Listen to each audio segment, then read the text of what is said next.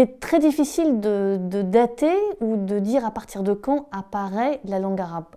Tout simplement parce que la langue arabe n'a pas été notée par écrit avec une écriture qui lui était propre avant, vraisemblablement pas avant le 5e siècle après Jésus-Christ, de manière certaine au 6e. Auparavant, elle était notée dans des écritures d'emprunt. Donc on utilisait d'autres écritures, d'autres supports et d'autres écritures. Et donc identifier un texte comme étant écrit en langue arabe ou partiellement en langue arabe est compliqué. Parce que ce n'est pas ou tout de l'arabe ou tout autre chose, tout sabéen ou tout nabatéen ou tout araméen, c'est très souvent un mélange entre les deux. Et comme ce sont toutes des langues sémitiques, donc qui appartiennent à une même famille de langues, distinguer l'un de l'autre n'est pas facile.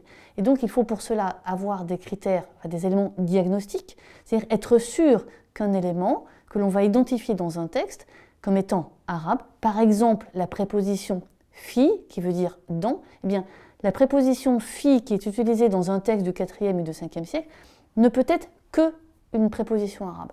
Et donc va permettre d'identifier ce texte comme étant écrit par un locuteur arabe, donc par quelqu'un qui a souhaité écrire sa langue, sa propre langue en arabe. Donc il est difficile de réellement retrouver des textes écrits complètement en langue arabe.